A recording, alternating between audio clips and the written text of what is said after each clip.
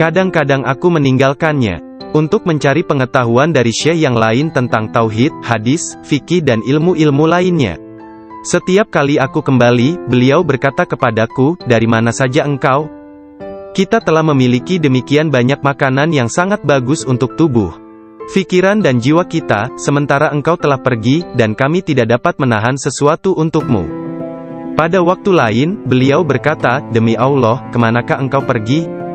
Adakah seseorang di sekitar sini, yang mengetahui lebih banyak daripadamu?" Para darwis atau para sufi akan mengusikku secara terus-menerus dan berkata, "Engkau adalah seorang ahli hukum atau ahli fikih, ahli sastra, ahli pengetahuan dan seorang ulama atau alim syariat. Urusan apa yang engkau miliki di antara kita? Mengapa engkau tidak keluar dari sini?" Syekh Hamad Ad-Dabas memarahi mereka dan berkata, "Betapa memalukan kalian ini. Aku bersumpah bahwa tidak ada seorang pun seperti dia di antara kalian. Tidak ada seorang pun di antara kalian yang akan naik di atas jari kakinya. Jika kalian berpikir aku kasar terhadapnya dan engkau meniruku, aku melakukannya untuk membawanya kepada kesempurnaan dan mengujinya. Aku melihat dia dalam dunia spiritual yang keras seperti batu, besar seperti gunung." Syekh Abdul Qadir Al-Jailani merupakan contoh tauladan terbesar dari kenyataan bahwa dalam Islam, mencari ilmu pengetahuan adalah kewajiban suci untuk semua orang, laki-laki dan perempuan dari ayunan hingga liang kubur. Dia menjadi orang bijak terbesar di zamannya. Dia menghafal Al-Quran Al-Karim, dan mempelajari penafsirannya dari Ali Abul Wafa Al-Kail, Abu Hatab Mahfuz, dan Abul Hasan Muhammad Al-Qadi. Menurut beberapa sumber, Abdul Qadir Al-Jailani belajar dengan Qadi Abu Said Al-Mubarak bin Muharrami, ulama terbesar pada zamannya di Baghdad. Meskipun telah mempelajari ilmu-ilmu pengetahuan tentang jalan mistik dari Syekh Hamad Ad-Dabas, dan memasuki jalan tasawuf melalui tangannya, namun Syekh Abdul Qadir Al-Jailani telah diberi hirkah, jubah kesufian, sebagai simbol dari jubah Rasulullah oleh Qadi Abu Said. Garis silsilah ijazah spiritual dari Qadi Abu Said Al-Mubarak bin Ali Al-Muharrami, melalui Syekh Abu Hasan Ali bin Muhammad Al-Qurashi, dari Abul Faraj At-Tursusi dari At-Tamimi, dari Syekh Abu Bakar As-Shibli dari Abul Qasim Al-Junaid, dari Sari As-Sakati dari Ma'ruf Al-Karhi, dari Dawud At-Tayyah dari Habib Al-Jami, dari Hasan Al-Basri dari Imam Ali bin Abi Talib. Imam Ali menerima hirkah, jubah kesufian, dari tangan mulia Nabi Muhammad kekasih Allah, Tuhan semesta alam, dan beliau menerimanya dari malaikat utama Jibril alaihi salam, yang menerimanya dari kebenaran Tuhan, Allah Azza wa Jalla. Seseorang bertanya kepada Syekh Abdul Qadir Al-Jailani, apakah yang dia terima dari Allah Ta'ala? Beliau menjawab, tingkah laku dan pengetahuan yang baik. Qadi Abu Said Al-Muharrami berkata, "Sesungguhnya Abdul Qadir Al-Jailani menerima hirkah dari tanganku, tetapi aku juga menerima hirkah dari tangannya." Qadi Abu Said Al-Muharrami mengajar di sebuah madrasah miliknya sendiri, di Babul Az di Baghdad. Kemudian dia memberikan madrasah tersebut kepada Syekh Abdul Qadir Al-Jailani, yang mulai mengajar di sana. Syekh Abdul Qadir Al-Jailani telah berusia 50 tahun lebih pada waktu itu. Kata-kata dan ucapannya mempesona dan menakjubkan, sehingga menggugah hati orang-orang yang mendengarnya. Para murid dan jemaahnya semakin berkembang pesat dalam jumlah yang banyak, sehingga tidak ada tempat, baik di dalam ataupun di sekitar madrasah tersebut, untuk menampung para pengikutnya. Syekh Abdul Qadir Al-Jailani berkata mengenai permulaan mengajarnya, "Pada suatu pagi aku melihat Rasulullah, beliau bertanya kepadaku, 'Mengapa engkau tidak berbicara?' Aku berkata, 'Aku adalah orang Persia, bagaimana aku dapat berbicara dengan bahasa Arab yang indah dari Baghdad?' 'Buka mulutmu,' beliau berkata, dan kulakukan perintah beliau. Nabi Muhammad lantas meniup nafasnya ke mulutku 7 kali. Lalu berkata, 'Pergilah, tunjukilah umat manusia, dan ajaklah mereka kepada jalan Tuhanmu, dengan bijak dan kata-kata indah.' Aku menjalankan sholat zuhur, dan aku melihat orang telah ramai sedang menungguku berbicara. Ketika melihat mereka, aku menjadi gembira, namun lidahku seakan gantinya, 'Wahai orang yang diberkati, datanglah kepadaku.' Dalam keadaan ketakutan, aku pergi dan mencari ketenangan di balik lengan ibuku. Sekarang, bahkan dalam ketaatan penuh dan halwat yang panjang, Aku tidak dapat mendengar dengan jelas suara tersebut. Ketika Abdul Qadir Al-Jailani ditanya oleh seseorang, apa kuncinya yang membawa dirinya pada tingkatan spiritual yang tinggi? Beliau berkata, kejujuran yang telah aku janjikan kepada ibuku. Abdul Qadir Al-Jailani menceritakannya sebagai berikut. Suatu hari, malam Aidul Adha, aku pergi ke ladang kami untuk membantu menggarap tanah. Semasa aku berjalan di belakang lembu jantan, dia memalingkan kepalanya dan memandangku seraya berkata, engkau tidak diciptakan untuk pekerjaan ini. Sungguh, aku sangat ketakutan dan berlari ke rumah dan memanjat ke atap rumah petak bertingkat. Ketika melihat keluar, tiba-tiba aku melihat para jemaah haji sedang berkumpul wukuf di Padang Arafah. Di Arabia, tepat di depanku. Lalu aku segera pergi menemui ibuku, yang waktu itu sudah menjadi janda, dan meminta kepadanya, kirimlah aku ke jalan kebenaran, dan berilah aku izin untuk pergi ke Baghdad, untuk mendapatkan ilmu pengetahuan bersama-sama orang bijak, dan orang-orang yang dekat kepada Allah Azza wa Jalla. Ibu bertanya kepadaku, apa alasan permintaanmu yang tiba-tiba tersebut? Aku mengatakan kepadanya, apa yang telah terjadi pada diriku. Beliau menangis mendengar ceritaku, lalu mengeluarkan 80 keping emas. Semuanya adalah warisan ayahku. Dia menyisihkan 40 untuk saudaraku yang laki-laki. 40 keping lainnya dijahit di bagian ketiak mantelku. Kemudian dia mengizinkan untuk meninggalkan dirinya. Sebelum membiarkan aku pergi, beliau menasehatiku, bahwa aku harus berkata benar, dan menjadi orang yang jujur apapun yang terjadi. Ibu melepas kepergianku dengan kata-kata, mudah-mudahan Allah melindungi dan membimbingmu wahai anakku. Aku memisahkan diriku sendiri dari orang yang paling mencintaiku karena Allah. Aku tahu bahwa aku tidak akan dapat melihatmu sampai hari pengadilan terakhir tiba. Aku bergabung dengan sebuah kafilah yang pergi ke Baghdad. Ketika kami telah meninggalkan kota Hamadan, sekelompok perampok jalanan, 60 penunggang kuda yang gagah menyerang kami. Mereka mengambil segala sesuatu yang dibawa kafilah tersebut. Salah seorang di antara mereka datang kepadaku dan bertanya, hai anak muda, harta apa yang engkau miliki? Aku menceritakan kepadanya, bahwa aku memiliki 40 keping emas. Dia bertanya, di mana kau simpan? Aku mengatakan, di bawah lenganku. Dia tertawa dan meninggalkanku sendiri. Penjahat lainnya datang dan menanyakan hal yang sama. Dan aku pun mengatakan hal yang sebenarnya. Dia juga meninggalkanku sendirian. Aku pikir mereka pasti hendak mengadukan hal tersebut kepada pemimpinnya, di mana mereka sedang membagikan hasil rampasan. Pemimpin mereka bertanya tentang barang berharga milikku. Aku mengatakan kepadanya, bahwa aku memiliki 40 keping emas, yang dijahit di mantelku di bawah ketiak.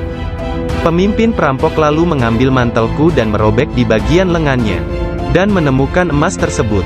Kemudian dia menatap takjub kepadaku dan berkata, uangmu telah aman. Apa yang membuatmu untuk menceritakan kepada kami, bahwa engkau memilikinya, dan memberitahukan tempat di mana engkau menyembunyikannya? Aku menjawab, aku harus mengatakan yang benar dalam keadaan apapun juga, sebagaimana yang telah aku janjikan kepada ibuku. Ketika kepala perampok mendengar hal itu, ia menitiskan air mata dan berkata, aku telah mengingkari janjiku kepada siapa yang telah menciptakanku. Aku mencuri dan membunuh, apa yang akan terjadi padaku? Kemudian anak buahnya memandangnya sambil berkata, engkau telah menjadi pemimpin kami selama bertahun-tahun dalam perbuatan dosa ini. Sekarang juga engkau tetap menjadi pemimpin kami dalam penyesalan. Ke-60 orang itu memegang tanganku, dan menyatakan penyesalannya serta keinginannya untuk mengubah jalan mereka. Mereka merupakan orang pertama yang memegang tanganku, dan mendapatkan ampunan untuk dosa-dosa mereka. Ketika Syekh Abdul Qadir Al-Jailani tiba di Baghdad, beliau berusia 18 tahun. Tatkala dia mencapai pintu gerbang kota, Nabi Khidir muncul dan menghalanginya untuk memasuki kota. Nabi Khidir berkata kepadanya, bahwasanya hal itu ia lakukan atas perintah Allah, agar ia tidak memasuki kota Baghdad hingga 7 tahun ke depan. Nabi Khidir membawanya ke sebuah runtuhan di gurun pasir dan berkata, diamlah engkau di sini dan jangan meninggalkan tempat ini. Syekh Abdul Qadir Al-Jailani tetap tinggal di sana selama 3 tahun. Setiap tahunnya Khidir datang kepadanya, dan berkata kepadanya di mana dirinya harus tinggal. Syekh Abdul Qadir Al-Jailani bercerita tentang masa 3 tahun yang dilaluinya tersebut. Saat dalam proses mujahadah dan riyadah. Selama aku tinggal di gurun, di luar kota Baghdad, semua keindahan dunia telah datang menggodaku. Allah telah memberikanku kemenangan atasnya. Nafsuku mengunjungiku setiap hari, dalam wujud dan bentukku sendiri dan meminta untuk menjadi temannya. Ketika aku akan menolaknya, ia hendak menyerangku. Allah memberiku kemenangan dalam perlawananku. Dan pada waktunya, aku dapat menjadikannya tawananku, dan menahannya bersamaku selama tahun-tahun itu, serta memaksanya untuk tinggal di runtuhan padang pasir.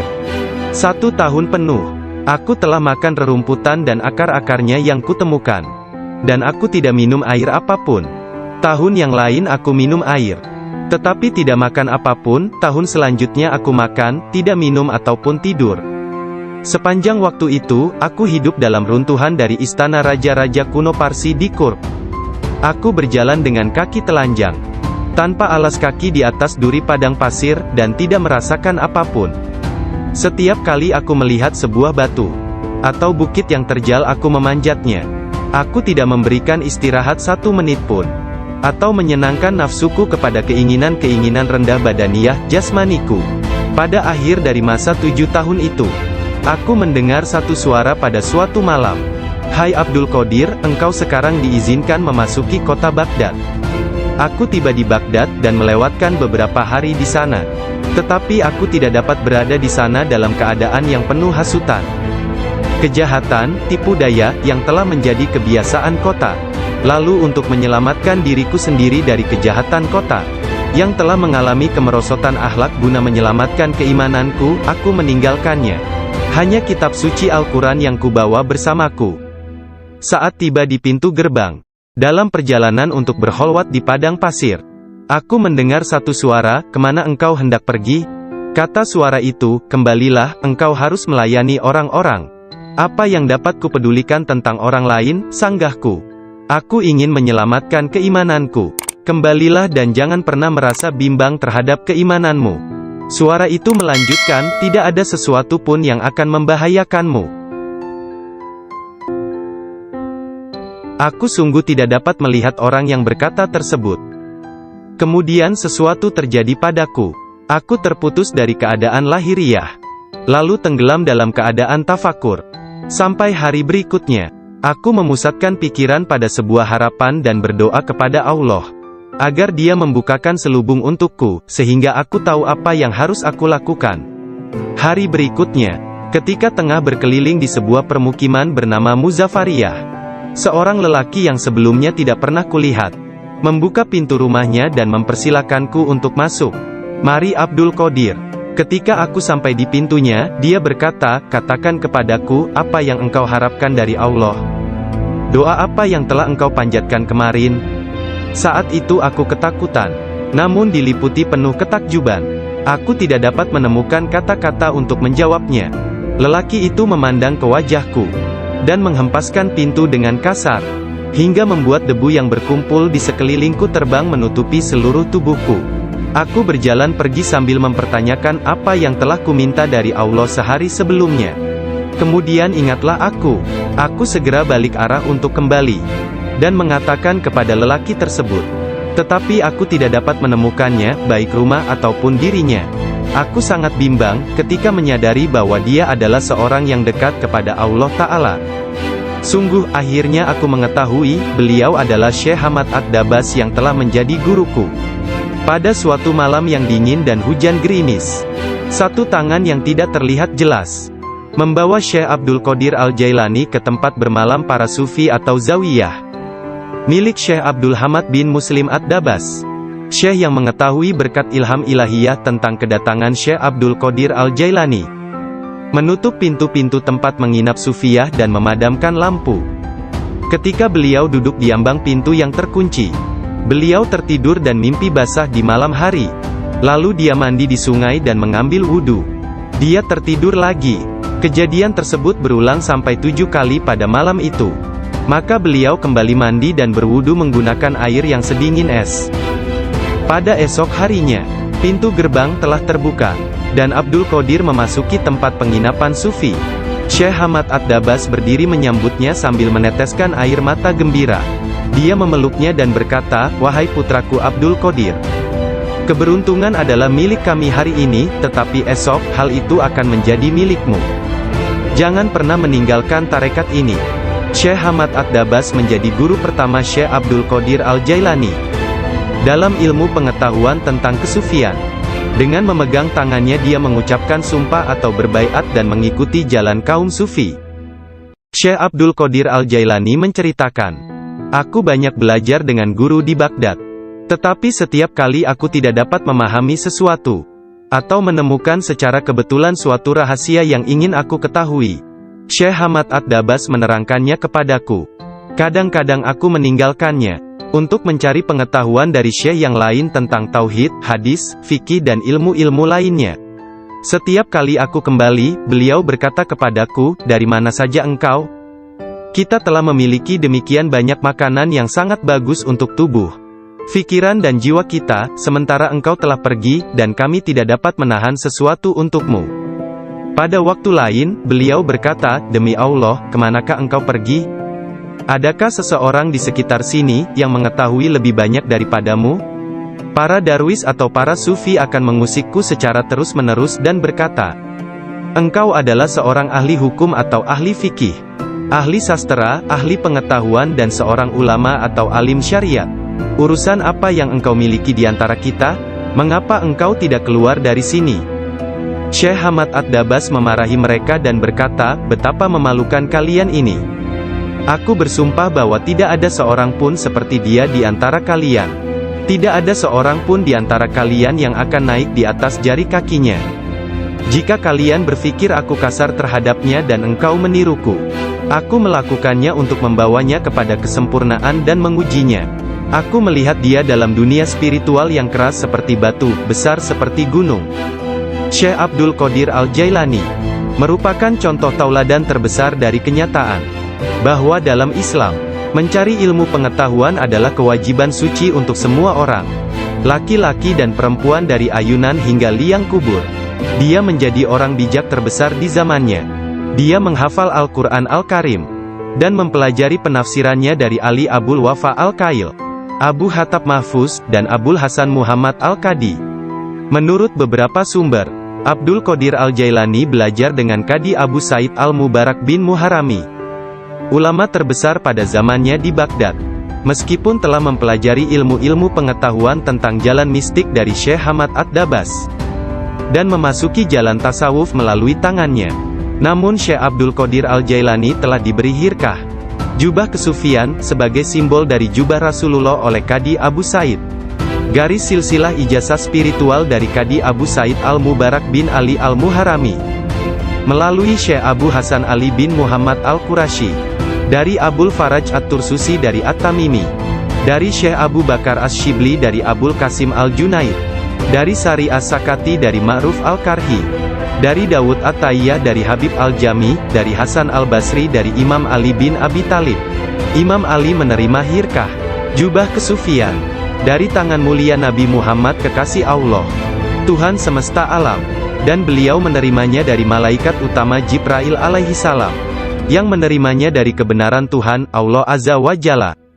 Seseorang bertanya kepada Syekh Abdul Qadir Al-Jailani, apakah yang dia terima dari Allah Ta'ala? Beliau menjawab, tingkah laku dan pengetahuan yang baik. Qadi Abu Said Al-Muharrami berkata, sesungguhnya Abdul Qadir Al-Jailani menerima hirkah dari tanganku, tetapi aku juga menerima hirkah dari tangannya.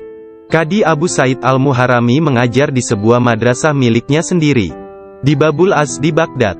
Kemudian dia memberikan madrasah tersebut kepada Syekh Abdul Qadir Al-Jailani, yang mulai mengajar di sana. Syekh Abdul Qadir Al-Jailani telah berusia 50 tahun lebih pada waktu itu. Kata-kata dan ucapannya mempesona dan menakjubkan, sehingga menggugah hati orang-orang yang mendengarnya. Para murid dan jemaahnya semakin berkembang pesat dalam jumlah yang banyak, sehingga tidak ada tempat, baik di dalam ataupun di sekitar madrasah tersebut, untuk menampung para pengikutnya. Syekh Abdul Qadir Al-Jailani berkata mengenai permulaan mengajarnya, pada suatu pagi aku melihat Rasulullah, beliau bertanya kepadaku, mengapa engkau tidak berbicara? Aku berkata, Aku adalah orang Persia, bagaimana aku dapat berbicara dengan bahasa Arab yang indah dari Baghdad? Buka mulutmu, beliau berkata, dan kulakukan perintah beliau. Nabi Muhammad lantas meniup nafasnya ke mulutku 7 kali. Lalu berkata, pergilah, tunjukilah umat manusia, dan ajaklah mereka kepada jalan Tuhanmu, dengan bijak dan kata-kata indah. Aku menjalankan sholat zuhur, dan aku melihat orang telah ramai sedang menungguku berbicara. Ketika melihat mereka, aku menjadi gembira, namun lidahku seakan-akan terkunci. Kemudian aku melihat Imam Ali bin Abi Thalib yang diberkati. Dia mendatangiku dan memintaku untuk membuka mulut. Kemudian meniupkan nafasnya sendiri ke dalam mulutku sebanyak 6 kali. Aku bertanya, mengapa Anda tidak melakukannya sebanyak 7 kali, seperti yang dilakukan Rasulullah? Sayyidina Ali berkata, karena rasa hormatku kepada Rasulullah. Kemudian Sayyidina Ali pun menghilang. Dari mulutku yang terbuka, keluarlah kata-kata, sesungguhnya fikiran adalah juru selam. Menyelam jauh ke dalam lautan hati untuk menemukan mutiara kebijaksanaan. Ketika dia membawanya ke pantai kemakhlukannya, dia tumpah dalam bentuk kata-kata dari bibirnya. Dan dengan itu, dia membeli ketaatan tak ternilai di pasar-pasar ibadah Allah. Kemudian aku berkata, dalam suatu malam, seperti salah satu dari malamku, jika seseorang di antaramu hendak membunuh keinginan-keinginan rendahnya, kematian akan terasa begitu manis, sehingga engkau tidak akan dapat merasakan sesuatu yang lain di dunia ini. Sejak saat itu, walau bagaimanapun keadaannya, sekalipun bangun atau tidur, aku tetap mempertahankan tugasku mengajar. Banyak sekali pengetahuan tentang keimanan dan agama dalam diriku. Jika tidak berbicara dan menuangkannya keluar, aku akan merasakan bahwa hal itu akan menenggelamkan diriku. Ketika pertama kali mengajar, aku hanya mempunyai 2 atau 3 orang murid saja. Ketika mereka mendengarku, jumlah mereka bertambah menjadi 70.000 orang. Madrasahnya maupun lingkungan di sekitarnya tidak dapat menampung para pengikutnya. Oleh sebab itu, dicarilah tempat yang lebih luas. Orang kaya dan orang miskin di Baghdad turut membantu dalam penambahan bangunan-bangunan yang baru. Mereka yang kaya membantu dengan dana, sedangkan yang miskin membantu dengan tenaga mereka, termasuklah kaum perempuan yang turut membantu bekerja. Kelak Syekh Abdul Qadir Al-Jailani merupakan seorang imam, ahli dalam masalah-masalah keagamaan, tauhid dan fikih, dan pemimpin dari mazhab Syafi'i dan Hambali dalam Islam. Beliau adalah seorang yang sangat bijaksana dan berpengetahuan luas. Doanya segera dikabulkan, baik ketika berdoa untuk kebaikan dan berdoa untuk hukuman. Dia adalah seorang yang banyak melakukan karomah. Manusia sempurna, yang selalu sadar serta ingat kepada Allah Azza wa Jalla. Muraqabah, berfikir, menerima dan memberi pelajaran. Dia mempunyai hati yang lembut, sifat yang mulia dan wajah yang selalu tersenyum. Dia orang yang peka dan memiliki sikap yang sangat baik. Berakhlak dalam tabiat serta dermawan dalam memberi materi dan nasihat serta pengetahuan. Dia mencintai orang-orang, tetapi secara khususnya, terhadap orang-orang yang beriman dan mengabdikan diri, serta beribadah kepada Zat yang Maha Esa, menolong kepada siapa yang beriman. Dia tampan, selalu berpakaian rapi, pembicaraannya tidak berlebihan dan sia-sia. Apabila berbicara, meskipun dia berbicara dengan cepat, tetapi setiap kata dan suku katanya yang keluar, terdengar jelas. Beliau berbicara dengan penuh keindahan, dan dia berbicara kebenaran. Berbicara tentang kebenaran tanpa ragu-ragu. Karena dia tidak peduli, apakah dia akan dipuji, dikritik atau dicaci. Ketika Khalifah Al-Muqtafi mengangkat Yahya bin Said sebagai kadi, ketua hakim, Syekh Abdul Qadir Al-Jailani memberitahukannya di hadapan orang ramai. Dengan mengatakan, Anda telah mengangkat seorang tiran, orang yang zalim, yang paling buruk sebagai hakim atas orang-orang yang beriman. Biarlah kita lihat, bagaimana Anda akan menjawab untuk diri Anda sendiri kelak. Ketika Anda dihadapkan kepada Hakim yang Maha Agung, Allah Azza wa Jalla, Tuhan semesta alam. Mendengar hal ini, Khalifah tergoncang dan meneteskan air mata, lalu ia segera memecat sang hakim. Penduduk kota Baghdad mengalami kemajuan dalam hal akhlak dan rohani dan tingkah laku. Melalui pengaruhnya, kebanyakan warga kota bertaubat dan menyatakan penyesalan, mengikuti akhlak yang baik dan perintah-perintah Islam. Syekh Abdul Qadir Al-Jailani dicintai dan dihormati oleh setiap orang. Dan pengaruhnya tersebar kemana-mana. Orang-orang berbudi mencintainya, sedangkan para tiran, orang yang zalim, dan orang jahat takut kepadanya.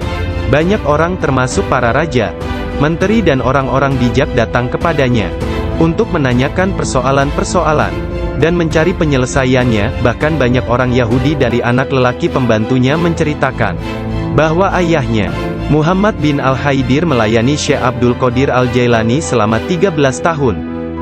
Dirinya tidak pernah melihat seekor lalat hinggap pada dirinya, dan tidak pula dia pernah melihat membuang ingus di halayak ramai.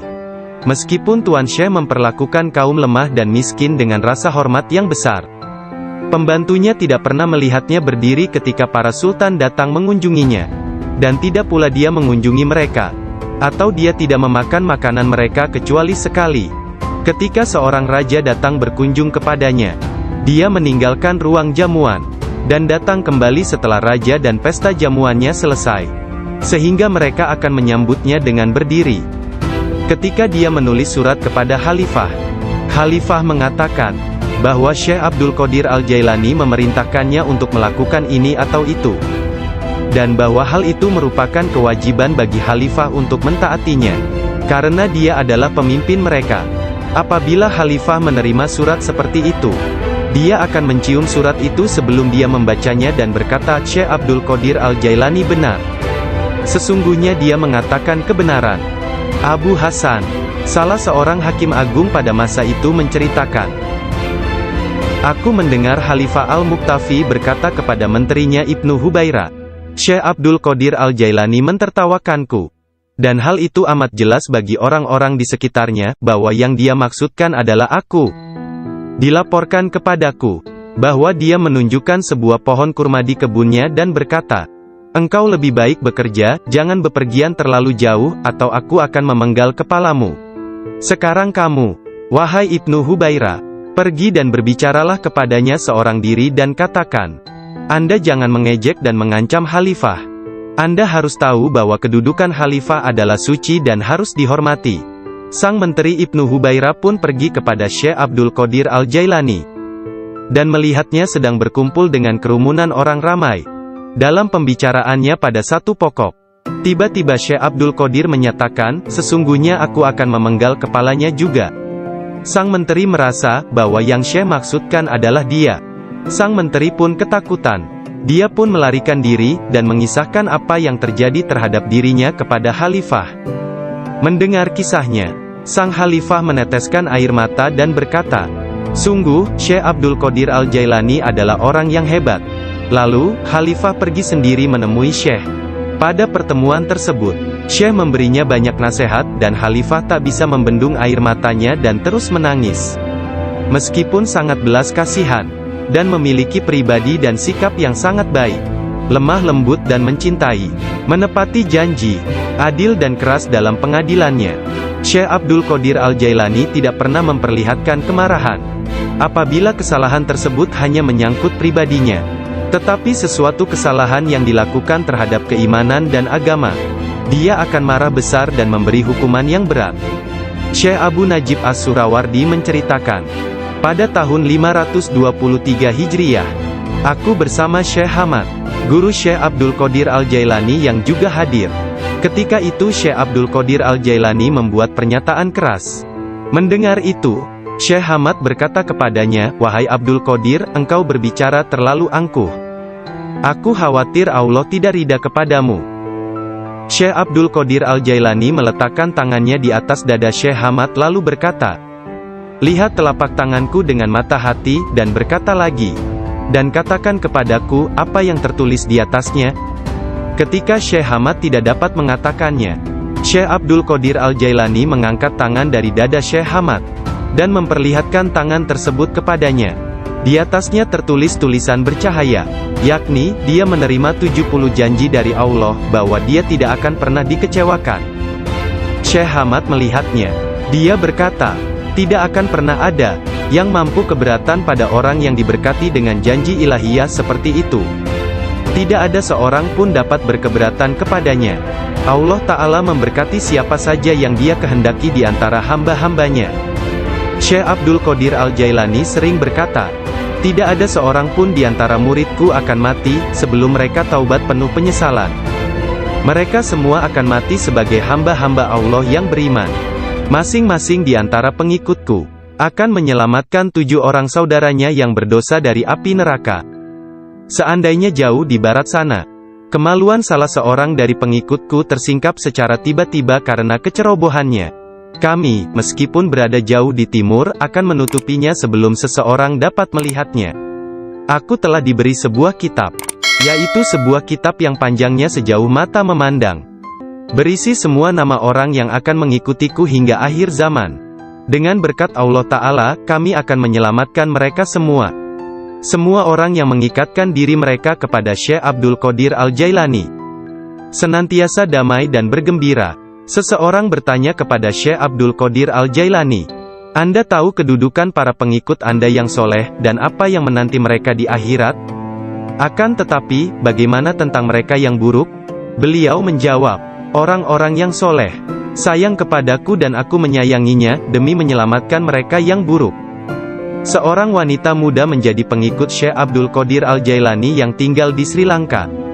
Pada suatu hari, dia diserang di sebuah tempat yang sepi oleh seorang lelaki yang hendak memperkosanya. Dalam keadaan tidak berdaya, dia berteriak, "Selamatkan aku, wahai Syekhku Abdul Qadir Al-Jailani." Saat itu, Syekh Abdul Qadir Al-Jailani sedang mengambil wudhu di Baghdad. Orang-orang melihat Syekh tiba-tiba berhenti, kemudian dengan marah, dia mengambil terompahnya, sandal, dan melemparkannya ke atas. Mereka tidak melihat terompah tersebut jatuh. Ternyata, terompah tersebut jatuh di atas kepala orang yang sedang menyerang gadis muda itu di Sri Lanka. Dan pria tersebut pun meninggal dunia. Disebutkan bahwa terompah tersebut tetap berada di sana, disimpan sebagai barang peninggalan. Syekh At-Tustari menceritakan bahwa suatu hari para pengikut Syekh Abdul Qadir Al-Jailani di Baghdad mencari Syekh Abdul Qadir Al-Jailani kemana-mana. Tiba-tiba seseorang berkata kepada mereka bahwa dirinya telah melihat Syekh Abdul Qadir Al-Jailani sedang berjalan menuju ke sungai Tigris. Lalu para muridnya berlarian menuju ke sana hendak menyusulnya. Ketika sampai di sungai tersebut, mereka melihat syekhnya itu sedang berada di tengah sungai, berjalan di atas air menuju ke arah mereka. Semua ikan pada waktu itu menjulurkan kepalanya ke atas permukaan air dan memberi salam kepada Syekh Abdul Qadir Al-Jailani. Hal itu terjadi pada waktu sholat zuhur. Mereka melihat di atas mereka selembar sejadah yang luas membentang di atas kepala mereka, menutupi seluruh langit. Sajadah tersebut berwarna hijau dan di permukaannya bersulamkan ayat-ayat dari emas dan perak. Sejadah tersebut melayang seperti sejadah terbangnya Nabi Sulaiman, dan turun ke bumi. Orang-orang merasa takjub, diam dan dengan tenang mereka berjalan menuju kepadanya. Syekh Abdul Qadir Al-Jailani berpakaian indah, melangkah di atas sejadah tersebut, dan memimpin mereka melakukan sholat di atasnya. Ketika dia mengangkat tangannya dan mengucapkan Allahu Akbar, seluruhnya seolah-olah menggemakan suara yang sama. Ketika dia berdoa, para malaikat dari 7 petala langit dalam paduan suara mengulang doanya. Ketika dia mengucapkan, segala puji syukur hanya bagi Allah semata, sebuah cahaya hijau keluar dari mulutnya, menyelimuti langit. Pada akhir sholat setelah salam, Syekh Abdul Qadir Al-Jailani membuka kedua tangannya dan berkata, "Ya Allah ya Tuhanku, demi leluhurku Nabi Muhammad kekasihmu, dan demi orang-orang di antara ciptaanmu yang takut dan mencintaimu, jangan ambil sesuatu dari para pengikutku, sampai mereka dimaafkan dari dosa-dosanya, dan sampai keimanan mereka sempurna." Pada saat itu, setiap orang mendengar dengungan senandung dari para malaikat dan mengatakan, "Amin." Mereka juga mengikuti para malaikat dengan mengucapkan amin. Kemudian mereka mendengar satu suara hatif dari dalam diri mereka, kata-kata, "Bergembiralah, aku telah menerima doa kalian." Rasulullah bersabda, "Seorang guru yang sempurna adalah bagaikan seorang nabi bagi kaumnya." Sesungguhnya Hadrat Syekh Abdul Qadir Al-Jailani adalah salah seorang di antara para syekh yang sempurna tersebut, yang telah membukakan orang-orang kepada pintu gerbang kebahagiaan di dunia ini, dan pintu gerbang surga di akhirat. Setelah Syekh Abdul Qadir Al-Jailani menguasai nafsunya, dan menjadi seorang yang sempurna. Serta hanya dengan diilhami perintah Rasulullah, dia menjadi seorang syekh dan menjalin hubungan dengan orang-orang. Dirinya senantiasa mengikuti teladan dari leluhurnya Nabi Muhammad, Rasulullah. Ketika pengaruh ajaran Syekh Abdul Qadir Al-Jailani tersebar ke seluruh pelosok dunia, banyak di antara murid-muridnya mendapat kedudukan penting dan banyak pejabat, pegawai pemerintah, yang menjadi muridnya sesuai kemampuan mereka, kualitas dunia dalam batin dan tingkatan spiritual. Dia memerintahkan banyak di antara murid-muridnya untuk bertindak sebagai wakil-wakilnya. Di antaranya ada yang menjadi guru spiritual dan yang lainnya sebagai hakim. Bahkan di antara muridnya ada yang menjabat sebagai gubernur dan para pemegang kekuasaan dunia. Syekh Abdul Qadir Al-Jailani telah menyerahkan diri secara mutlak kepada Allah Azza wa Jalla. Malam-malamnya berlalu dengan sedikit atau bahkan tanpa tidur, dalam doa dan muraqabah menyendiri. Dia menghabiskan hari-harinya sebagai seorang pengikut sejati Nabi Muhammad, dalam berkhidmat dalam kemanusiaan 3 kali dalam seminggu. Dia selalu menyampaikan pengajian umum kepada puluhan ribu manusia, setiap hari di waktu pagi dan petang. Dia memberi pengajaran tafsir Al-Quran, hadis, ilmu tauhid, ilmu fikih dan tasawuf. Setelah sholat zuhur, dia memberikan nasihat dan waktu konsultasi kepada orang-orang. Tanpa pandang bulu, baik orang itu berprofesi sebagai pengemis atau raja, semuanya akan dilayani. Sebelum sholat asar, baik cuaca hujan ataupun cerah, dia pergi ke jalanan untuk membagikan makanan kepada orang-orang miskin. Dalam seluruh hari-harinya di bulan Ramadan, Syekh Abdul Qadir Al-Jailani hanya makan sekali sehari. Setelah sholat maghrib, beliau tidak pernah makan sendirian. Pembantunya akan berdiri di pintu menanyakan orang-orang yang lewat. Jika mereka yang lewat ada yang belum makan, agar mereka ikut makan. Syekh Abdul Qadir Al-Jailani wafat pada hari Sabtu tanggal 8 Rabiul Tsani tahun 561 Hijriah. 1166 Masehi, pada usia 91 tahun. Makamnya yang berada di Madrasah Babut Darajah di kota Baghdad, Irak, menjadi tempat penting dari kunjungan para penziarah kaum sufi dan semua muslim. Ketika mengidap penyakit yang mengantarkannya pada kewafatannya itu, salah seorang anak lelakinya yaitu Abdul Aziz melihat bahwa dia menderita sakit yang luar biasa, meregang dan menggulingkan tubuh di tempat tidurnya. "Jangan mencemaskanku," Syekh berkata kepada putranya. "Aku berbalik dan berbalik lagi dalam pengetahuan Allah Azza wa Jalla." Ketika anak lelakinya yang lain, yakni Abdul Jabbar, bertanya kepadanya tentang rasa sakitnya, dia berkata, "Semua tubuhku terasa sakit kecuali hatiku. Tidak ada rasa sakit di sini karena hati ini bersama Allah." Anak lelakinya yang lain, yaitu Abdul Wahab, berkata kepadanya, "Berilah aku beberapa nasihat tentang apa yang harus dilakukan setelah engkau meninggalkan dunia ini." Dia berkata, "Takutlah kepada Allah dan tiada sesuatu pun yang lain. Berharaplah dari Allah dan percayakan seluruh kebutuhanmu kepadanya. Tidak mengharap dan menginginkan apapun kecuali Dia. Menyandarkan diri kepada Allah dan tidak kepada sesuatu yang lain. Bersatu dengannya, bersatu dengannya, bersatu dengannya." Sebelum meninggal dunia, Syekh Abdul Qadir Al-Jailani melihat sekeliling dan berkata kepada orang-orang yang hadir, "Telah datang di hadapanku selain kalian makhluk lain yang kalian tidak melihatnya telah datang kepadaku. Persiapkan ruangan dan berlaku sopan santunlah kepada mereka, yakni menghormati kehadiran para malaikat yang tidak dapat dilihat. Aku adalah biji tanpa kulit. Kalian melihatku bersama kalian, sementara aku dengan seseorang yang lain. Sebaiknya kalian meninggalkanku sekarang." Kemudian dia berkata, "Wahai malaikat pencabut nyawa, aku tidak takut kepadamu, tidak juga kepada sesuatu pun yang lain, kecuali hanya kepada Allah, yang telah menemaniku dan bermurah hati kepadaku." Pada saat terakhir, dia mengangkat tangan dan berkata, "Tiada Tuhan selain Allah dan Muhammad adalah Rasul-Nya. Kemuliaan hanya bagi Allah yang Maha Agung, yang hidup abadi. Kemuliaan hanya milik-Nya, yang Maha Kuasa, yang menguasai hamba-hambanya dengan kematian." Kemudian dia mengeluarkan seruan yang keras dan berkata, "Allah, Allah, Allah." Dan ruhnya yang mulia serta diberkati meninggalkan jasadnya. Maka wafatlah kekasih Allah menghadap keharibaan. Nama lengkap Syekh Abdul Qadir Al-Jailani berikut nasab dari pihak ayah. adalah Abu Muhammad Abdul Qadir bin Abu Sahih Musa bin Janka Dausat, Janki Doasti, bin Abdullah, bin Yahya Az-Zahid bin Muhammad bin Dawud, bin Musa bin Abdullah bin Musa Al-Juni bin Abdullah bin Al-Mahdi, bin Hasan Al-Musana bin Hasan bin Ali bin Abi Talib dan Fatimah Az-Zahra. Silsilah nasab Syekh Abdul Qadir Al-Jailani bersambung kepada Nabi Muhammad Rasulullah. Dari putri beliau yang bernama Sayyidah Fatimah Az-Zahra, istri Sayyidina Ali bin Abi Talib.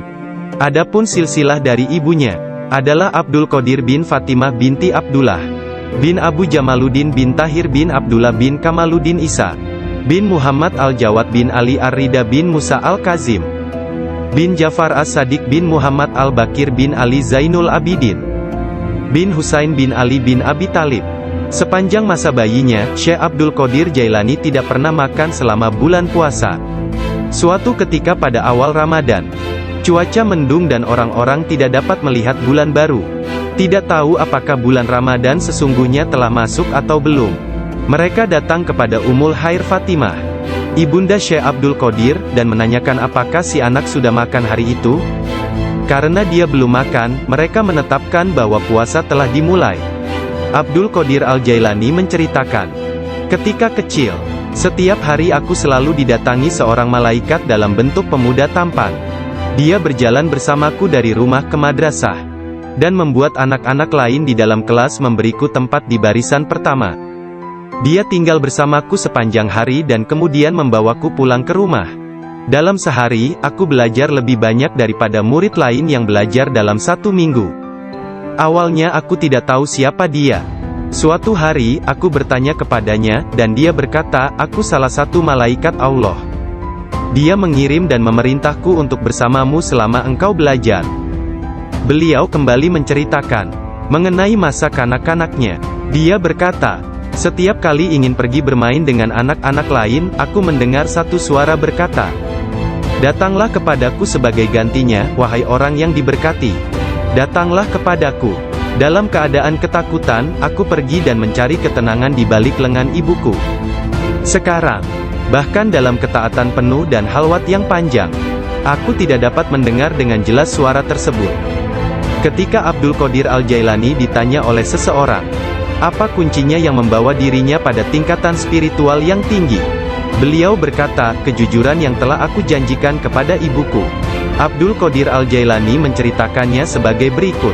Suatu hari, malam Aidul Adha, aku pergi ke ladang kami untuk membantu menggarap tanah. Semasa aku berjalan di belakang lembu jantan, dia memalingkan kepalanya dan memandangku seraya berkata, engkau tidak diciptakan untuk pekerjaan ini. Sungguh, aku sangat ketakutan dan berlari ke rumah dan memanjat ke atap rumah petak bertingkat. Ketika melihat keluar, tiba-tiba aku melihat para jemaah haji sedang berkumpul wukuf di Padang Arafah, di Arabia, tepat di depanku. Lalu aku segera pergi menemui ibuku, yang waktu itu sudah menjadi janda, dan meminta kepadanya, kirimlah aku ke jalan kebenaran, dan berilah aku izin untuk pergi ke Baghdad, untuk mendapatkan ilmu pengetahuan bersama-sama orang bijak, dan orang-orang yang dekat kepada Allah Azza wa Jalla. Ibu bertanya kepadaku, apa alasan permintaanmu yang tiba-tiba tersebut? Aku mengatakan kepadanya, apa yang telah terjadi pada diriku. Beliau menangis mendengar ceritaku, lalu mengeluarkan 80 keping emas. Semuanya adalah warisan ayahku. Dia menyisihkan 40 untuk saudaraku yang laki-laki. 40 keping lainnya dijahit di bagian ketiak mantelku. Kemudian dia mengizinkan untuk meninggalkan dirinya. Sebelum membiarkan aku pergi, beliau menasehatiku, bahwa aku harus berkata benar, dan menjadi orang yang jujur apapun yang terjadi. Ibu melepas kepergianku dengan kata-kata, mudah-mudahan Allah melindungi dan membimbingmu wahai anakku. Aku memisahkan diriku sendiri dari orang yang paling mencintaiku karena Allah. Aku tahu bahwa aku tidak akan dapat melihatmu sampai hari pengadilan terakhir tiba. Aku bergabung dengan sebuah kafilah yang pergi ke Baghdad. Ketika kami telah meninggalkan kota Hamadan, sekelompok perampok jalanan, 60 penunggang kuda yang gagah menyerang kami. Mereka mengambil segala sesuatu yang dibawa kafilah tersebut. Salah seorang di antara mereka datang kepadaku dan bertanya, hai anak muda, harta apa yang engkau miliki? Aku menceritakan kepadanya bahwa aku memiliki 40 keping emas. Dia bertanya, "Di mana kau simpan?" Aku mengatakan, "Di bawah lenganku." Dia tertawa dan meninggalkanku sendiri. Penjahat lainnya datang dan menanyakan hal yang sama. Dan aku pun mengatakan hal yang sebenarnya. Dia juga meninggalkanku sendirian. Aku pikir mereka pasti hendak mengadukan hal tersebut kepada pemimpinnya, di mana mereka sedang membagikan hasil rampasan. Pemimpin mereka bertanya tentang barang berharga milikku. Aku mengatakan kepadanya bahwa aku memiliki 40 keping emas yang dijahit di mantelku di bawah ketiak. Pemimpin perampok lalu mengambil mantelku dan merobek di bagian lengannya, dan menemukan emas tersebut. Kemudian dia menatap takjub kepadaku dan berkata, "Uangmu telah aman. Apa yang membuatmu untuk menceritakan kepada kami bahwa engkau memilikinya, dan memberitahukan tempat di mana engkau menyembunyikannya?" Aku menjawab, "Aku harus mengatakan yang benar dalam keadaan apapun juga, sebagaimana yang telah aku janjikan kepada ibuku." Ketika kepala perampok mendengar hal itu, ia menitiskan air mata dan berkata, "Aku telah mengingkari janjiku kepada siapa yang telah menciptakanku. Aku mencuri dan membunuh. Apa yang akan terjadi padaku?" Kemudian anak buahnya memandangnya sambil berkata, "Engkau telah menjadi pemimpin kami selama bertahun-tahun dalam perbuatan dosa ini. Sekarang juga engkau tetap menjadi pemimpin kami dalam penyesalan." Ke-60 orang itu memegang tanganku, dan menyatakan penyesalannya serta keinginannya untuk mengubah jalan mereka. Mereka merupakan orang pertama yang memegang tanganku, dan mendapatkan ampunan untuk dosa-dosa mereka. Ketika Syekh Abdul Qadir Al-Jailani tiba di Baghdad, beliau berusia 18 tahun. Tatkala dia mencapai pintu gerbang kota, Nabi Khidir muncul dan menghalanginya untuk memasuki kota. Nabi Khidir berkata kepadanya, bahwasanya hal itu ia lakukan atas perintah Allah, agar ia tidak memasuki kota Baghdad hingga 7 tahun ke depan. Nabi Khidir membawanya ke sebuah runtuhan di gurun pasir dan berkata, "Diamlah engkau di sini dan jangan meninggalkan tempat ini." Syekh Abdul Qadir Al-Jailani tetap tinggal di sana selama 3 tahun. Setiap tahunnya Khidir datang kepadanya, dan berkata kepadanya di mana dirinya harus tinggal. Syekh Abdul Qadir Al-Jailani bercerita tentang masa 3 tahun yang dilaluinya tersebut. Saat dalam proses mujahadah dan riyadah. "Selama aku tinggal di gurun, di luar kota Baghdad, semua keindahan dunia telah datang menggodaku. Allah telah memberikanku kemenangan atasnya. Nafsuku mengunjungiku setiap hari, dalam wujud dan bentukku sendiri dan meminta untuk menjadi temannya. Ketika aku akan menolaknya, ia hendak menyerangku. Allah memberiku kemenangan dalam perlawananku.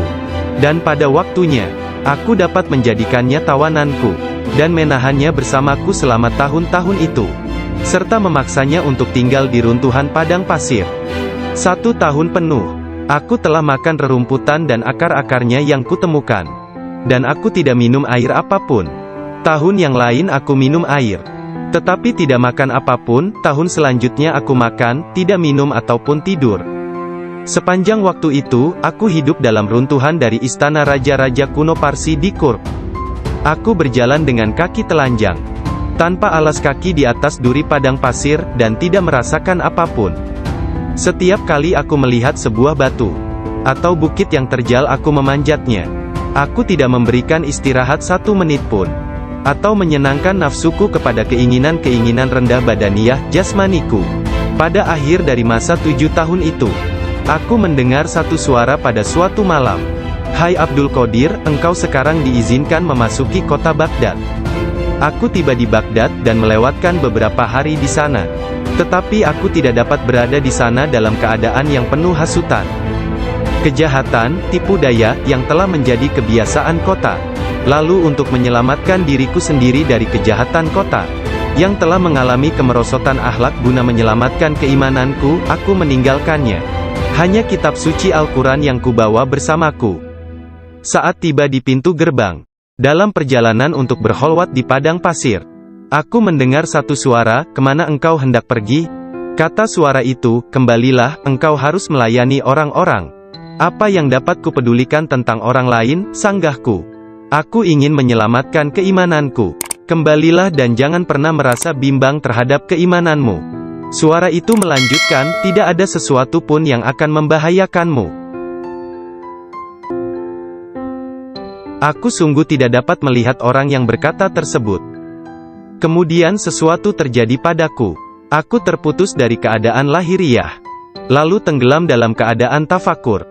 Sampai hari berikutnya, aku memusatkan pikiran pada sebuah harapan dan berdoa kepada Allah, agar Dia membukakan selubung untukku, sehingga aku tahu apa yang harus aku lakukan. Hari berikutnya, ketika tengah berkeliling di sebuah permukiman bernama Muzafariyah, seorang lelaki yang sebelumnya tidak pernah kulihat, membuka pintu rumahnya dan mempersilakanku untuk masuk. "Mari Abdul Qadir." Ketika aku sampai di pintunya, dia berkata, "Katakan kepadaku, apa yang engkau harapkan dari Allah? Doa apa yang telah engkau panjatkan kemarin?" Saat itu aku ketakutan, namun diliputi penuh ketakjuban. Aku tidak dapat menemukan kata-kata untuk menjawabnya. Lelaki itu memandang ke wajahku, dan menghempaskan pintu dengan kasar, hingga membuat debu yang berkumpul di sekelilingku terbang menutupi seluruh tubuhku. Aku berjalan pergi sambil mempertanyakan apa yang telah kuminta dari Allah sehari sebelumnya.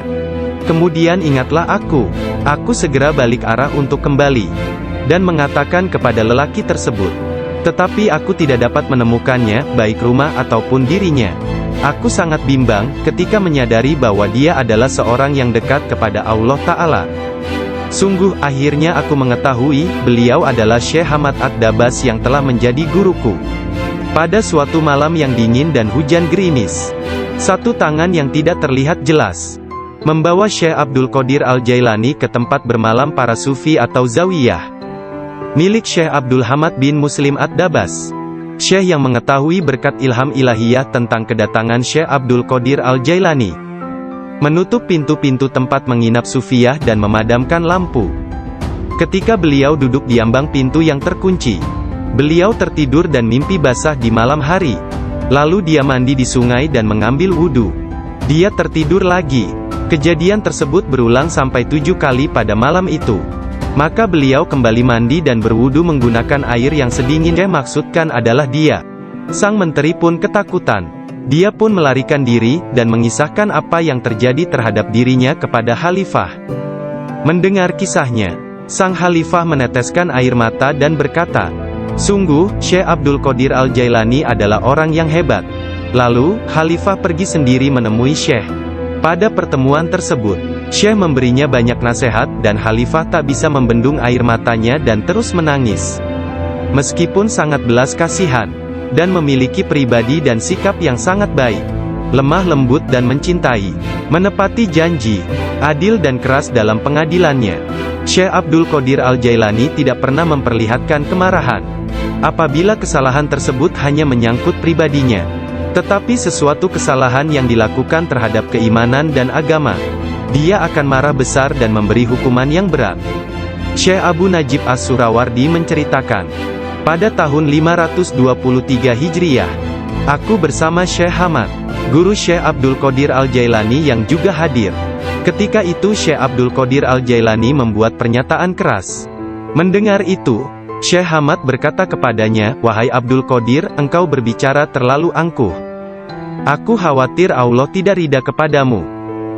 Syekh Abdul Qadir Al-Jailani meletakkan tangannya di atas dada Syekh Hamad lalu berkata, "Lihat telapak tanganku dengan mata hati, dan berkata lagi, dan katakan kepadaku, apa yang tertulis di atasnya." Ketika Syekh Hamad tidak dapat mengatakannya, Syekh Abdul Qadir Al-Jailani mengangkat tangan dari dada Syekh Hamad, dan memperlihatkan tangan tersebut kepadanya. Di atasnya tertulis tulisan bercahaya, yakni, dia menerima 70 janji dari Allah, bahwa dia tidak akan pernah dikecewakan. Syekh Hamad melihatnya. Dia berkata, "Tidak akan pernah ada yang mampu keberatan pada orang yang diberkati dengan janji ilahiyah seperti itu. Tidak ada seorang pun dapat berkeberatan kepadanya. Allah Ta'ala memberkati siapa saja yang Dia kehendaki di antara hamba-hambanya." Syekh Abdul Qadir Al-Jailani sering berkata, "Tidak ada seorang pun di antara muridku akan mati sebelum mereka taubat penuh penyesalan. Mereka semua akan mati sebagai hamba-hamba Allah yang beriman. Masing-masing di antara pengikutku akan menyelamatkan 7 orang saudaranya yang berdosa dari api neraka." Seandainya jauh di barat sana, kemaluan salah seorang dari pengikutku tersingkap secara tiba-tiba karena kecerobohannya. Kami, meskipun berada jauh di timur, akan menutupinya sebelum seseorang dapat melihatnya. Aku telah diberi sebuah kitab, yaitu sebuah kitab yang panjangnya sejauh mata memandang. Berisi semua nama orang yang akan mengikutiku hingga akhir zaman. Dengan berkat Allah Ta'ala, kami akan menyelamatkan mereka semua.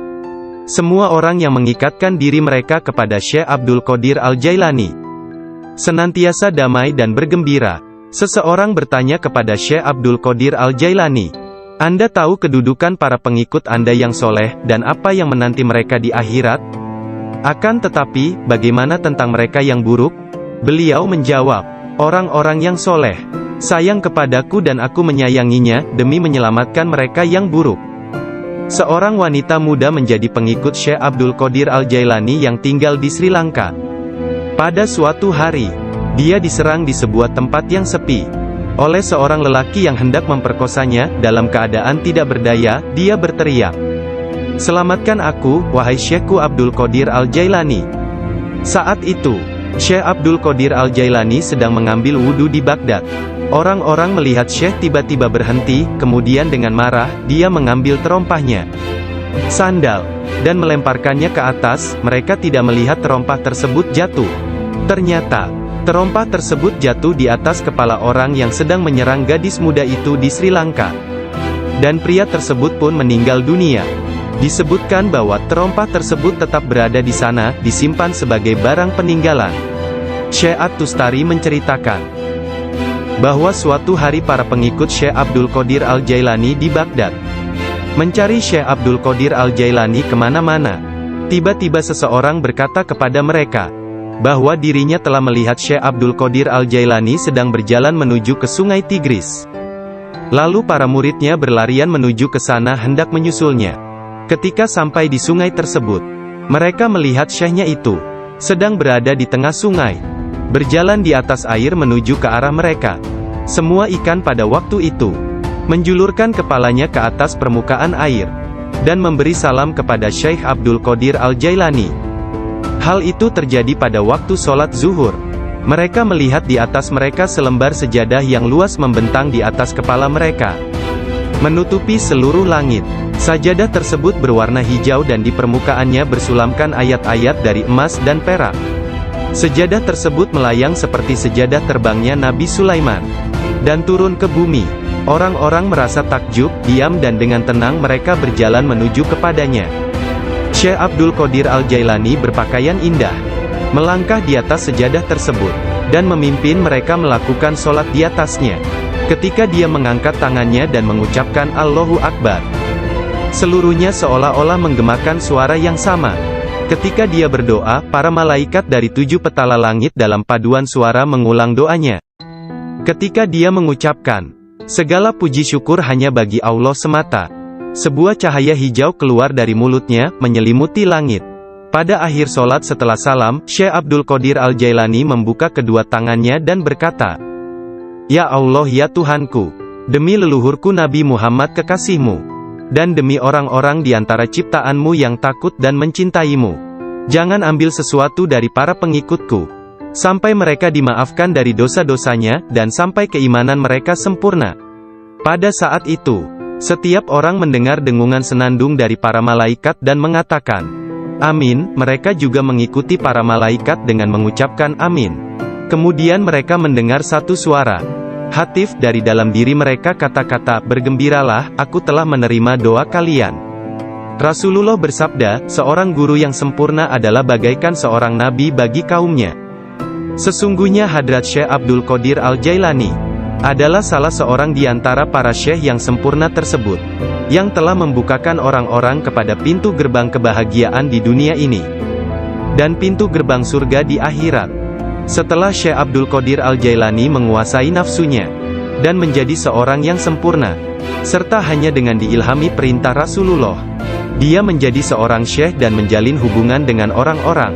Dirinya senantiasa mengikuti teladan dari leluhurnya Nabi Muhammad, Rasulullah. Ketika pengaruh ajaran Syekh Abdul Qadir Al-Jailani tersebar ke seluruh pelosok dunia, Banyak di antara murid-muridnya mendapat kedudukan penting dan banyak pejabat, pegawai pemerintah, yang menjadi muridnya sesuai kemampuan mereka, kualitas dunia dalam batin dan tingkatan spiritual. Dia memerintahkan banyak di antara murid-muridnya untuk bertindak sebagai wakil-wakilnya. Di antaranya ada yang menjadi guru spiritual dan yang lainnya sebagai hakim. Bahkan di antara muridnya ada yang menjabat sebagai gubernur dan para pemegang kekuasaan dunia. Syekh Abdul Qadir Al-Jailani telah menyerahkan diri secara mutlak kepada Allah Azza wa Jalla. Malam-malamnya berlalu dengan sedikit atau bahkan tanpa tidur, dalam doa dan muraqabah menyendiri. Dia menghabiskan hari-harinya sebagai seorang pengikut sejati Nabi Muhammad, dalam berkhidmat dalam kemanusiaan 3 kali dalam seminggu. Dia selalu menyampaikan pengajian umum kepada puluhan ribu manusia, setiap hari di waktu pagi dan petang. Dia memberi pengajaran tafsir Al-Quran, hadis, ilmu tauhid, ilmu fikih dan tasawuf. Setelah sholat zuhur, dia memberikan nasihat dan waktu konsultasi kepada orang-orang. Tanpa pandang bulu, baik orang itu berprofesi sebagai pengemis atau raja, semuanya akan dilayani. Sebelum sholat asar, baik cuaca hujan ataupun cerah, dia pergi ke jalanan untuk membagikan makanan kepada orang-orang miskin. Dalam seluruh hari-harinya di bulan Ramadan, Syekh Abdul Qadir Al-Jailani hanya makan sekali sehari. Setelah sholat maghrib, beliau tidak pernah makan sendirian. Pembantunya akan berdiri di pintu menanyakan orang-orang yang lewat. Jika mereka yang lewat ada yang belum makan, agar mereka ikut makan. Syekh Abdul Qadir Al-Jailani wafat pada hari Sabtu tanggal 8 Rabiul Tsani tahun 561 Hijriah. 1166 Masehi, pada usia 91 tahun. Makamnya yang berada di Madrasah Babut Darajah di kota Baghdad, Irak, menjadi tempat penting dari kunjungan para penziarah kaum sufi dan semua muslim. Ketika mengidap penyakit yang mengantarkannya pada kewafatannya itu, salah seorang anak lelakinya yaitu Abdul Aziz melihat bahwa dia menderita sakit yang luar biasa, meregang dan menggulingkan tubuh di tempat tidurnya. "Jangan mencemaskanku," Syekh berkata kepada putranya. "Aku berbalik dan berbalik lagi dalam pengetahuan Allah Azza wa Jalla." Ketika anak lelakinya yang lain, yakni Abdul Jabbar, bertanya kepadanya tentang rasa sakitnya, dia berkata, "Semua tubuhku terasa sakit kecuali hatiku. Tidak ada rasa sakit di sini karena hati ini bersama Allah." Anak lelakinya yang lain, yaitu Abdul Wahab, berkata kepadanya, "Berilah aku beberapa nasihat tentang apa yang harus dilakukan setelah engkau meninggalkan dunia ini." Dia berkata, "Takutlah kepada Allah dan tiada sesuatu pun yang lain. Berharaplah dari Allah dan percayakan seluruh kebutuhanmu kepadanya. Tidak mengharap dan menginginkan apapun kecuali Dia. Menyandarkan diri kepada Allah dan tidak kepada sesuatu yang lain. Bersatu dengannya, bersatu dengannya, bersatu dengannya." Sebelum meninggal dunia, Syekh Abdul Qadir Al-Jailani melihat sekeliling dan berkata kepada orang-orang yang hadir, "Telah datang di hadapanku selain kalian makhluk lain yang kalian tidak melihatnya telah datang kepadaku. Persiapkan ruangan dan berlaku sopan santunlah kepada mereka, yakni menghormati kehadiran para malaikat yang tidak dapat dilihat. Aku adalah biji tanpa kulit. Kalian melihatku bersama kalian, sementara aku dengan seseorang yang lain. Sebaiknya kalian meninggalkanku sekarang." Kemudian dia berkata, "Wahai malaikat pencabut nyawa, aku tidak takut kepadamu, tidak juga kepada sesuatu pun yang lain, kecuali hanya kepada Allah, yang telah menemaniku dan bermurah hati kepadaku." Pada saat terakhir, dia mengangkat tangan dan berkata, "Tiada Tuhan selain Allah dan Muhammad adalah Rasul-Nya. Kemuliaan hanya bagi Allah yang Maha Agung, yang hidup abadi. Kemuliaan hanya milik-Nya, yang Maha Kuasa, yang menguasai hamba-hambanya dengan kematian." Kemudian dia mengeluarkan seruan yang keras dan berkata, "Allah, Allah, Allah."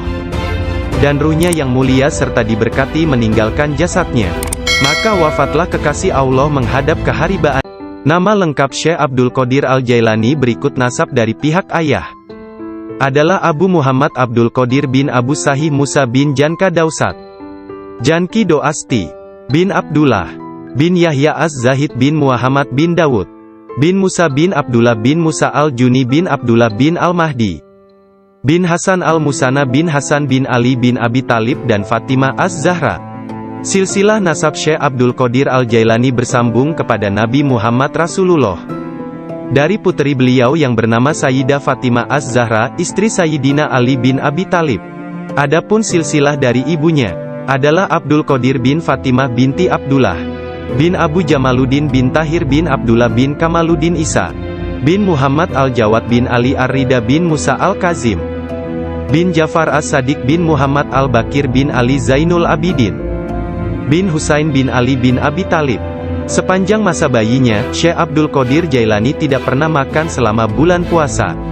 Suatu ketika pada awal Ramadan, cuaca mendung dan orang-orang tidak dapat melihat bulan baru. Tidak tahu apakah bulan Ramadan sesungguhnya telah masuk atau belum. Mereka datang kepada Ummul Khair Fatimah, ibunda Syekh Abdul Qadir, dan menanyakan apakah si anak sudah makan hari itu. Karena dia belum makan, mereka menetapkan bahwa puasa telah dimulai. Abdul Qadir Al-Jailani menceritakan, ketika kecil, setiap hari aku selalu didatangi seorang malaikat dalam bentuk pemuda tampan. Dia berjalan bersamaku dari rumah ke madrasah, dan membuat anak-anak lain di dalam kelas memberiku tempat di barisan pertama. Dia tinggal bersamaku sepanjang hari dan kemudian membawaku pulang ke rumah. Dalam sehari, aku belajar lebih banyak daripada murid lain yang belajar dalam 1 minggu. Awalnya aku tidak tahu siapa dia. Suatu hari, aku bertanya kepadanya, dan dia berkata, aku salah satu malaikat Allah. Dia mengirim dan memerintahku untuk bersamamu selama engkau belajar. Beliau kembali menceritakan mengenai masa kanak-kanaknya. Dia berkata, setiap kali ingin pergi bermain dengan anak-anak lain, aku mendengar satu suara berkata, datanglah kepadaku sebagai gantinya, wahai orang yang diberkati. Datanglah kepadaku. Dalam keadaan ketakutan, aku pergi dan mencari ketenangan di balik lengan ibuku. Sekarang, bahkan dalam ketaatan penuh dan halwat yang panjang, aku tidak dapat mendengar dengan jelas suara tersebut. Ketika Abdul Qadir Al-Jailani ditanya oleh seseorang, apa kuncinya yang membawa dirinya pada tingkatan spiritual yang tinggi? Beliau berkata, kejujuran yang telah aku janjikan kepada ibuku. Abdul Qadir Al-Jailani menceritakannya sebagai berikut. Suatu hari, malam Aidul Adha, aku pergi ke ladang kami untuk membantu menggarap tanah. Semasa aku berjalan di belakang lembu jantan, dia memalingkan kepalanya dan memandangku seraya berkata, engkau tidak diciptakan untuk pekerjaan ini. Sungguh, aku sangat ketakutan dan berlari ke rumah dan memanjat ke atap rumah petak bertingkat. Ketika melihat keluar, tiba-tiba aku melihat para jemaah haji sedang berkumpul wukuf di Padang Arafah. Di Arabia, tepat di depanku. Lalu aku segera pergi menemui ibuku, yang waktu itu sudah menjadi janda, dan meminta kepadanya, kirimlah aku ke jalan kebenaran, dan berilah aku izin untuk pergi ke Baghdad, untuk mendapatkan ilmu pengetahuan bersama-sama orang bijak, dan orang-orang yang dekat kepada Allah Azza wa Jalla. Ibu bertanya kepadaku, apa alasan permintaanmu yang tiba-tiba tersebut? Aku mengatakan kepadanya, apa yang telah terjadi pada diriku. Beliau menangis mendengar ceritaku, lalu mengeluarkan 80 keping emas. Semuanya adalah warisan ayahku. Dia menyisihkan 40 untuk saudaraku yang laki-laki. 40 keping lainnya dijahit di bagian ketiak mantelku. Kemudian dia mengizinkan untuk meninggalkan dirinya. Sebelum membiarkan aku pergi, beliau menasehatiku, bahwa aku harus berkata benar, dan menjadi orang yang jujur apapun yang terjadi. Ibu melepas kepergianku dengan kata-kata, mudah-mudahan Allah melindungi dan membimbingmu wahai anakku. Aku memisahkan diriku sendiri dari orang yang paling mencintaiku karena Allah. Aku tahu bahwa aku tidak akan dapat melihatmu sampai hari pengadilan terakhir tiba. Aku bergabung dengan sebuah kafilah yang pergi ke Baghdad. Ketika kami telah meninggalkan kota Hamadan, sekelompok perampok jalanan, 60 penunggang kuda yang gagah menyerang kami. Mereka mengambil segala sesuatu yang dibawa kafilah tersebut. Salah seorang di antara mereka datang kepadaku dan bertanya, hai anak muda, harta apa yang engkau miliki? Aku menceritakan kepadanya, bahwa aku memiliki 40 keping emas. Dia bertanya, di mana kau simpan? Aku mengatakan, di bawah lenganku. Dia tertawa dan meninggalkanku sendiri. Penjahat lainnya datang dan menanyakan hal yang sama. Dan aku pun mengatakan hal yang sebenarnya. Dia juga meninggalkanku sendirian. Aku pikir mereka pasti hendak mengadukan hal tersebut kepada pemimpinnya, di mana mereka sedang membagikan hasil rampasan. Pemimpin mereka bertanya tentang barang berharga milikku. Aku mengatakan kepadanya, bahwa aku memiliki 40 keping emas, yang dijahit di mantelku di bawah ketiak. Pemimpin perampok lalu mengambil mantelku dan merobek di bagian lengannya, dan menemukan emas tersebut. Kemudian dia menatap takjub kepadaku dan berkata, "Uangmu telah aman. Apa yang membuatmu untuk menceritakan kepada kami bahwa engkau memilikinya, dan memberitahukan tempat di mana engkau menyembunyikannya?" Aku menjawab, "Aku harus mengatakan yang benar dalam keadaan apapun juga, sebagaimana yang telah aku janjikan kepada ibuku." Ketika kepala perampok mendengar hal itu, ia menitiskan air mata dan berkata, "Aku telah mengingkari janjiku kepada siapa yang telah menciptakanku. Aku mencuri dan membunuh. Apa yang akan terjadi padaku?" Kemudian anak buahnya memandangnya sambil berkata, "Engkau telah menjadi pemimpin kami selama bertahun-tahun dalam perbuatan dosa ini. Sekarang juga engkau tetap menjadi pemimpin kami dalam penyesalan." Ke-60 orang itu memegang tanganku, dan menyatakan penyesalannya serta keinginannya untuk mengubah jalan mereka. Mereka merupakan orang pertama yang memegang tanganku, dan mendapatkan ampunan untuk dosa-dosa mereka. Ketika Syekh Abdul Qadir Al-Jailani tiba di Baghdad, beliau berusia 18 tahun. Tatkala dia mencapai pintu gerbang kota, Nabi Khidir muncul dan menghalanginya untuk memasuki kota. Nabi Khidir berkata kepadanya, bahwasanya hal itu ia lakukan atas perintah Allah, agar ia tidak memasuki kota Baghdad hingga 7 tahun ke depan. Nabi Khidir membawanya ke sebuah runtuhan di gurun pasir dan berkata, "Diamlah engkau di sini dan jangan meninggalkan tempat ini." Syekh Abdul Qadir Al-Jailani tetap tinggal di sana selama 3 tahun. Setiap tahunnya Khidir datang kepadanya, dan berkata kepadanya di mana dirinya harus tinggal. Syekh Abdul Qadir Al-Jailani bercerita tentang masa 3 tahun yang dilaluinya tersebut. Saat dalam proses mujahadah dan riyadah. "Selama aku tinggal di gurun, di luar kota Baghdad, semua keindahan dunia telah datang menggodaku. Allah telah memberikanku kemenangan atasnya. Nafsuku mengunjungiku setiap hari, dalam wujud dan bentukku sendiri dan meminta untuk menjadi temannya. Ketika aku akan menolaknya, ia hendak menyerangku. Allah memberiku kemenangan dalam perlaku melihat para jemaah haji sedang berkumpul wukuf di Padang Arafah di Arabia, tepat di depanku. Lalu aku segera pergi menemui ibuku, yang waktu itu sudah menjadi janda, dan meminta kepadanya, kirimlah aku ke jalan kebenaran, dan berilah aku izin untuk pergi ke Baghdad, untuk mendapatkan ilmu pengetahuan bersama-sama orang bijak, dan orang-orang yang dekat kepada Allah Azza wa Jalla." Ibu bertanya kepadaku, "Apa alasan permintaanmu yang tiba-tiba tersebut?" Aku mengatakan kepadanya, apa yang telah terjadi pada diriku. Beliau menangis mendengar ceritaku, lalu mengeluarkan 80 keping emas. Semuanya adalah warisan ayahku. Dia menyisihkan 40 untuk saudaraku yang laki-laki. 40 keping lainnya dijahit di bagian ketiak mantelku. Kemudian dia mengizinkan untuk meninggalkan dirinya. Sebelum membiarkan aku pergi, beliau menasehatiku, bahwa aku harus berkata benar, dan menjadi orang yang jujur apapun yang terjadi. Ibu melepas kepergianku dengan kata-kata, "Mudah-mudahan Allah melindungi dan membimbingmu wahai anakku. Aku memisahkan diriku sendiri dari orang yang paling mencintaiku karena Allah. Aku tahu bahwa aku tidak akan dapat melihatmu sampai hari pengadilan terakhir tiba."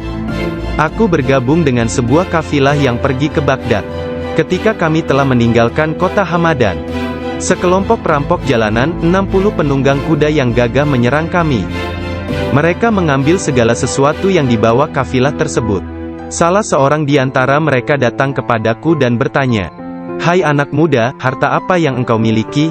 Aku menceritakan kepadanya, bahwa aku memiliki 40 keping emas. Dia bertanya, "Di mana kau simpan?" Aku mengatakan, "Di bawah lenganku." Dia tertawa dan meninggalkanku sendiri. Penjahat lainnya datang dan menanyakan hal yang sama, dan aku pun mengatakan hal yang sebenarnya. Dia juga meninggalkanku sendirian. Aku pikir mereka pasti hendak mengadukan hal tersebut kepada pemimpinnya, di mana mereka sedang membagikan hasil rampasan. Pemimpin mereka bertanya tentang barang berharga milikku. Aku mengatakan kepadanya, bahwa aku memiliki 40 keping emas, yang dijahit di mantelku di bawah ketiak. Pemimpin perampok lalu mengambil mantelku dan merobek di bagian lengannya, dan menemukan emas tersebut. Kemudian dia menatap takjub kepadaku dan berkata, "Uangmu telah aman. Apa yang membuatmu untuk menceritakan kepada kami bahwa engkau memilikinya, dan memberitahukan tempat di mana engkau menyembunyikannya?"